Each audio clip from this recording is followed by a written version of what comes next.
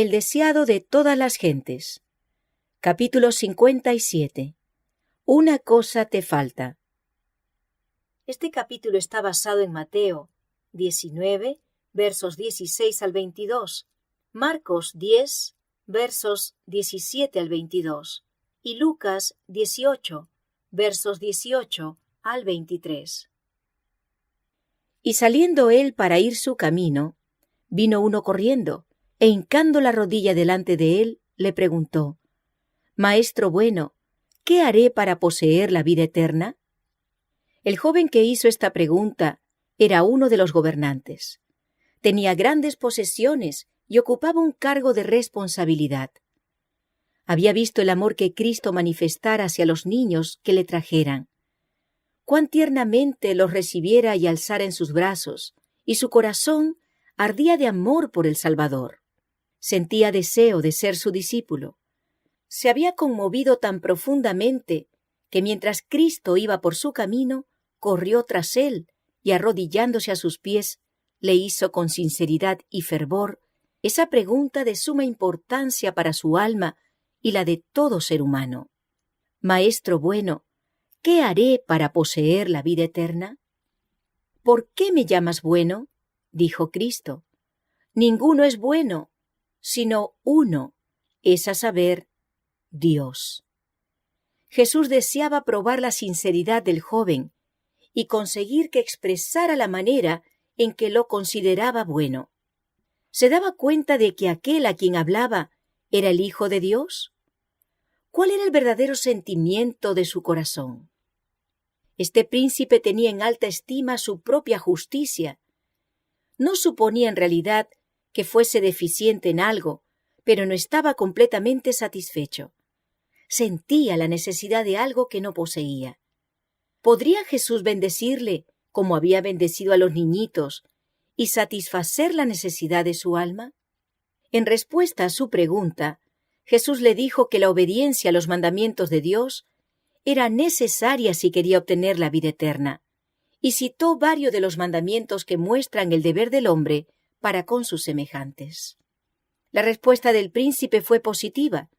Todo esto guardé desde mi juventud. ¿Qué más me falta? Cristo miró el rostro del joven como si leyera su vida y escudriñara su carácter. Le amaba y anhelaba darle la paz, la gracia y el gozo que cambiarían materialmente su carácter. Una cosa te falta, le dijo. Ve, vende todo lo que tienes y da a los pobres, y tendrás tesoro en el cielo. Y ven, sígueme, tomando tu cruz. Cristo se sentía atraído a este joven. Sabía que era sincero en su aserto. Todo esto guardé desde mi juventud. El Redentor anhelaba crear en él un discernimiento que le habilitara para ver la necesidad de una devoción nacida del corazón y de la bondad cristiana. Anhelaba ver en él un corazón humilde y contrito, que, consciente del amor supremo que ha de dedicarse a Dios, ocultara su falta en la perfección de Cristo. Jesús vio en este príncipe precisamente la persona cuya ayuda necesitaba, si el joven quería llegar a ser colaborador con él en la obra de la salvación.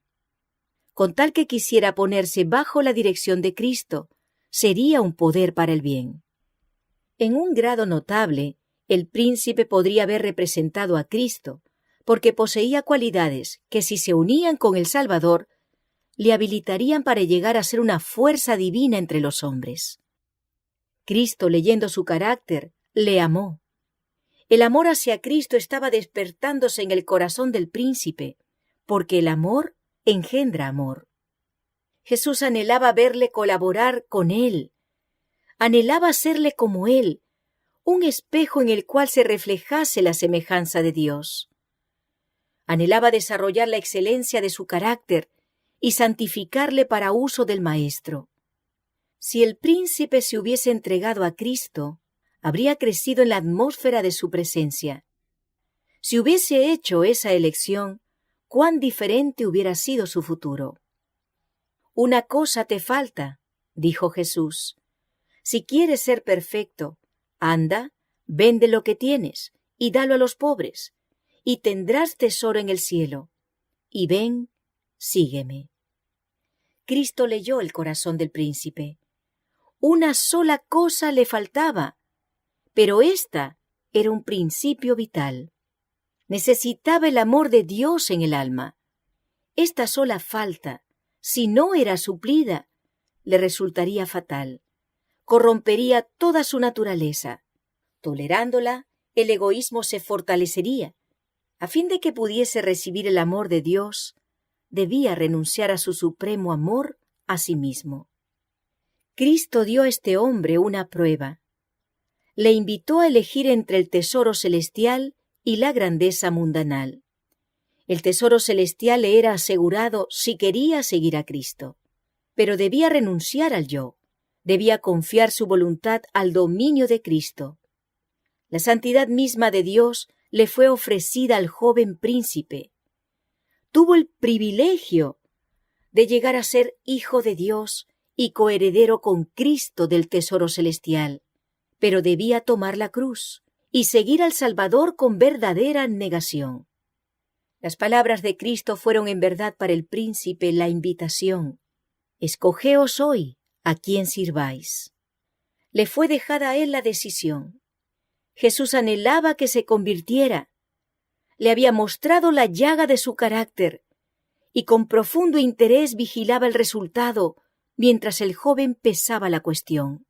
Si decidía seguir a Cristo, debía obedecer sus palabras en todo. Debía apartarse de sus proyectos ambiciosos. Con qué anhelo ferviente, con qué ansia del alma miró el Salvador al joven, esperando que cediese a la invitación del Espíritu de Dios. Cristo presentó las únicas condiciones que pondrían al príncipe donde desarrollaría un carácter cristiano. Sus palabras eran palabras de sabiduría, aunque parecían severas y exigentes. En su aceptación y obediencia estaba la única esperanza de salvación del príncipe. Su posición exaltada y sus bienes ejercían sobre su carácter una sutil influencia para el mal. Si los prefiriese, suplantarían a Dios en sus afectos. El guardar poco o mucho sin entregarlo a Dios sería retener aquello que reduciría su fuerza moral y eficiencia, porque si se aprecian las cosas de este mundo, por inciertas e indignas que sean, llegan a absorberlo todo. El príncipe discernió prestamente todo lo que entrañaban las palabras de Cristo y se entristeció. Si hubiese comprendido el valor del don ofrecido, se habría alistado prestamente como uno de los discípulos de Cristo. Era miembro del honorable concilio de los judíos, y Satanás le estaba tentando con lisonjeras perspectivas de lo futuro. Quería el tesoro celestial, pero también quería las ventajas temporales que sus riquezas le proporcionarían. Lamentaba que existiesen tales condiciones. Deseaba la vida eterna, pero no estaba dispuesto a hacer el sacrificio necesario. El costo de la vida eterna le parecía demasiado grande y se fue triste, porque tenía muchas posesiones. Su aserto de que había guardado la ley de Dios era falso. Demostró que las riquezas eran su ídolo. No podía guardar los mandamientos de Dios mientras el mundo ocupaba el primer lugar en sus afectos. Amaba los dones de Dios más que al dador. Cristo había ofrecido su comunión al joven. «Sígueme», le dijo. El Salvador no significaba tanto para él como sus bienes o su propia fama entre los hombres. Renunciar al visible tesoro terrenal por el invisible y celestial era un riesgo demasiado grande. Rechazó el ofrecimiento de la vida eterna y se fue, y desde entonces el mundo había de recibir su culto. Millares están pasando por esta prueba y pesan a Cristo contra el mundo, y muchos eligen el mundo. Como el joven príncipe se apartan del Salvador diciendo en su corazón: «No quiero que este hombre me dirija». Se nos presenta el trato de Cristo con el joven como una lección objetiva. Dios nos dio la regla de conducta que debe seguir cada uno de sus siervos. Es la obediencia a su ley, no solo una obediencia legal, sino una obediencia que penetra en la vida y se ejemplifica en el carácter. Dios fijó su propia norma de carácter para todos los que quieran llegar a ser sus súbditos de su reino.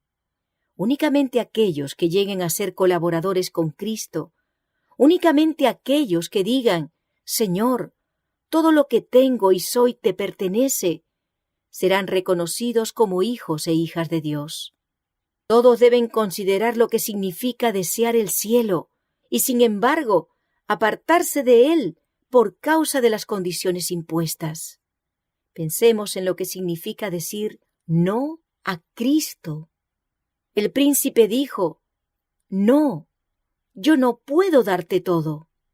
¿Decimos nosotros lo mismo? El Salvador ofrece compartir con nosotros la obra que Dios nos ha dado.